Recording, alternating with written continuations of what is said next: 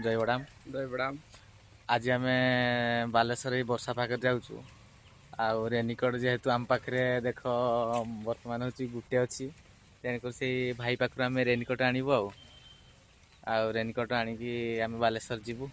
सब बालेश्वर जाऊँ तो मु तो जापरिनी एम गले देखिए कौन कौन जगह सब बुलाऊँ कहीं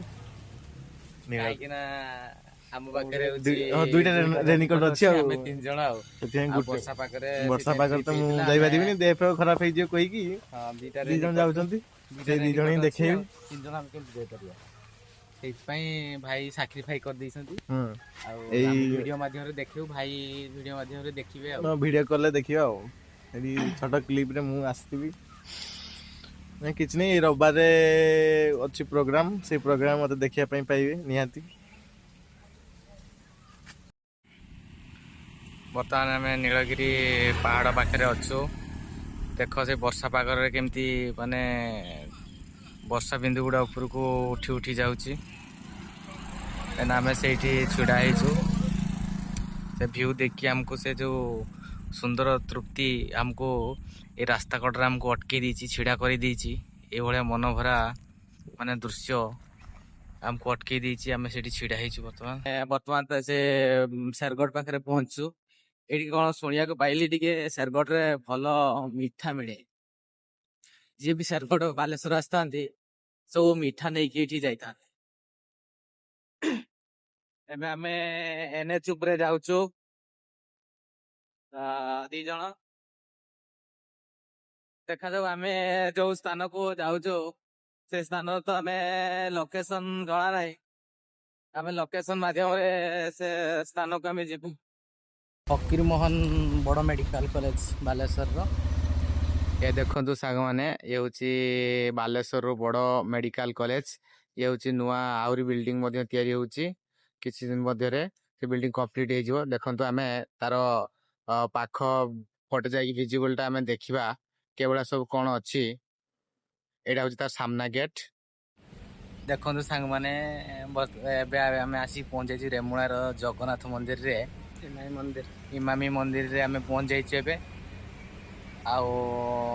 जहाँ जानी से कालियांकर से जगन्नाथंकर जो डरी न लगे पाख कहीं पहुँच पारे थर्ड श्रीक्षेत्र नाम जो बालेश्वर रेमुणा मंदिर को दिखाई एवं आम हूँ वर्ल्ड रे 4 धाम भितर आमर गोटे धाम जे कि पुरी जगन्नाथ मंदिर ताकू मान्यता जाती आम बहुत गर्व अनुभव करचु निजकू आम ओडिशार होइकी एवं तार हूँ एटा हूँ तृतीय श्रीक्षेत्र मान्यता दिखाई जे कि बालेश्वर आम हूँ मयूरभंज पड़ोसी जिला सेकेंड हूँ बारिपदा सेकेंड हूँ बारिपदा थर्ड हूँ ये दिखाई आज आम देखा बुलू देखा जगन्नाथ मंदिर सब देखे चारिआडे देखा कौन हो बर्तमान जगन्नाथ मंदिर आम प्रवेश करवा स्कानर भी लगी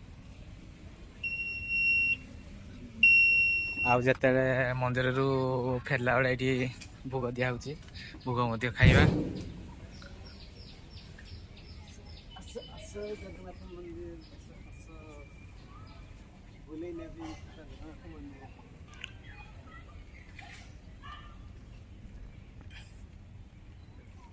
देखो तो सांग मैंने यहाँ हूँ चंदन पुष्करिणी ये लोक मैंने कौन भाविकी सब पैसा सब पकई दौरान गोटे बोर्ड देखुच से बोर्ड में लिखाई पैसा फिंगा मना कि बहुत बहुत पैसा ये सब फिंगी देती तो पछाड़े से कालिया मंदिर जगन्नाथ मंदिर जहा हूँ आज डोरी लगी आम आज आसी चरण तले आम आज पहुँच जाइचु प्रथमे आम जगांकर दर्शन करवा चरण टे मुंडिया मारी आम टे भितर प्रवेश करवा एवं तार मंदिर चारिपार्श्व बुलिकी देखा ये पछपटे जो देखिपे जो मंडपटा अच्छी से हूँ बाहागर हुए जो मंदिर जो मान धर माने नेक्स्ट सीजन आदि जगन्नाथ मंदिर जब प्लानिंग करेंगे बाहागर ये पछपट मंदिर से रोचे बाहागर हुए जगन्नाथ मंदिर यहाँ हूँ छोट गार्डन टीए देखु पक्षी मैंने चलाबुला कर ବହୁତ ମାନେ ସୁନ୍ଦର ଲାଗୁଛି ଏବଂ କଟନ ଗଛ ମଧ୍ୟ ହୋଇଛି। ରାତିରେ ବହୁତ ବଢ଼ିଆ ଦେଖାଯାଏ। ରାତି ଟାଇମ୍ରେ ଯଦି ସନ୍ଧ୍ୟା ସମୟରେ ତମେ ଆସିକି ଜଗନ୍ନାଥ ମନ୍ଦିରରେ ପଶିବ ମାନେ ପୁରା ଲାଇଟିଂରେ ମହଲ ଯେମିତି ଲାଇଟ୍ ହଲ୍ରେ ପଶିଗଲେ ସେଇଭଳିଆ ଲାଗିବ। କିନ୍ତୁ ବର୍ତ୍ତମାନ ଆମେ ତ ଦିନ ବେଳେ ଆସିଛୁ ନା, ସେଥିପାଇଁ ଆଉ ଲାଇଟ୍ର କେମିତି ଦେଖାଯାଏ ସେଇଟା ଆମେ ଏବେ ଦେଖେଇ ପାରୁନୁ। ଆଉ କେବେ ଯଦି ଆମେ ସନ୍ଧ୍ୟା ଟାଇମ୍ରେ ଆସିବା ପୁଣି ଆଉ ଥରେ ନେକ୍ସଟ ଭିଡ଼ିଓରେ ଲାଇଟ୍ରେ କେମିତି ଜଗନ୍ନାଥ ମନ୍ଦିର ଦେଖାହେଉଛି ସେଇଟା ଆମେ ଦେଖେଇବୁ। ଦେଖନ୍ତୁ ଜଗନ୍ନାଥ ମନ୍ଦିରର ପଛପଟର ଦୃଶ୍ୟ। ବହୁତ ସାରା ଭକ୍ତଳୁ ଶ୍ରଦ୍ଧାଳୁ ମାନେ ଜଗନ୍ନାଥ ମନ୍ଦିରକୁ ଦର୍ଶନ କରିବା ପାଇଁ ଆସୁଛନ୍ତି। ଆଜି ହେଉଛି ଶୁକ୍ରବାର, ଟିକେ ଆଜି କମ୍ ଅଛନ୍ତି, ତଥାପି ବହୁତ ସାରା ଲୋକ ଆସିଛନ୍ତି। ଆମ ମନୋରଞ୍ଜନ ଭାଇ ଏପଟେ କ'ଣ ସେ ଚିନ୍ତା କରି ଛିଡ଼ା ହେଇଛନ୍ତି, ତାଙ୍କୁ ପଚାରିବା। ଆଉ ଭାଇ ଜଗନ୍ନାଥ ମନ୍ଦିର ଯେଉଁ ଆସିଛନ୍ତି ସବୁ କେମିତି ଲାଗୁଛି? ବହୁତ ବଢ଼ିଆ ଫିଲ୍ ହେଉଛି।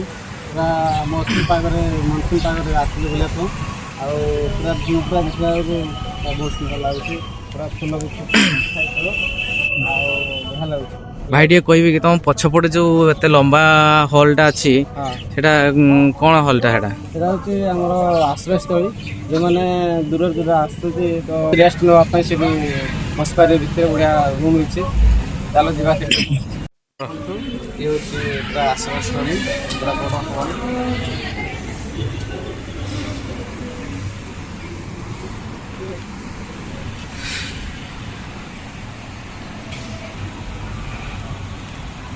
କେବେ ଏମିତି ଜୀବନରେ ଏତେ ବଡ଼ ଫ୍ୟାନ୍ ଦେଖିନଥିଲି। ଗୋଟେ ଫ୍ୟାନ୍ ମୁଁ ଦେଖିଥିଲି ଯେଉଁଟାକି ହେଲିକପ୍ଟର ଉପରେ ଯେଉଁ ଥାଏ ନା, ଆଉ ସେଇ ଫ୍ୟାନ୍ଟାକୁ ଦେଖିଥିଲି ନା। ବର୍ତ୍ତମାନ ଦେଖିଲି ଏତେ ବଡ଼ ଫ୍ୟାନ୍ଟା, ମାନେ ପୁରା ଦୁଇଟା ଫ୍ୟାନ୍ ଗୋଟେ ଏତେ ବଡ଼ ମାନେ ରୁମ୍ଟାକୁ ମାନେ ଆଶ୍ରୟସ୍ଥଳଟାକୁ ପୁରା କଭର୍ କରିଦେଉଛି। ଏଇ ଦେଖ ସାଙ୍ଗମାନେ, କାରୁକାର୍ଯ୍ୟ କେତେ ସୁନ୍ଦର ଭାବରେ ହେଇଛି। ପୁରା ଟିକେ ଟିକେ ଖୋଦିତ କରିକି କରିଛନ୍ତି। ବହୁତ ବଢ଼ିଆ ମାନେ ଦେଖାହେଉଛି। ଦେଖନ୍ତୁ ଆଗକୁ ସେପଟେ ଅଛି ବୋଲି ଆମେ ଦେଖିବା ଚାଲନ୍ତୁ। ଇଏ ହେଉଛି ଶ୍ରୀ କାଶୀ ବିଶ୍ୱନାଥ ମନ୍ଦିର। ଦେଖନ୍ତୁ ତାର ଇଏ ହେଉଛି ଆମ ଗଣେଶ ବାବାଙ୍କ ମନ୍ଦିର। ଦେଖନ୍ତୁ ପୁରା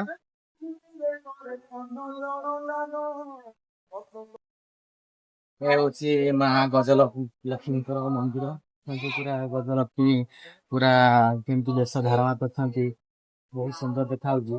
ଯଦି ଦାନ କରିବା ପାଇଁ ଚାହୁଁଛନ୍ତି ଫୋନ ପେ ମଧ୍ୟ ତାଙ୍କର ଅଛି, ଏବଂ ତମେ କ୍ୟାସ୍ ଯଦି ଦେବା ପାଇଁ ଅଛି କ୍ୟାସ୍ ବି ଦେଇପାରିବେ। ଏବେ ଆସି ପହଞ୍ଚିଯାଇଛି ମୁଁ ବାବା ହନୁମାନଙ୍କ ମନ୍ଦିର ପାଖରେ। ଆସନ୍ତୁ ଯିବା।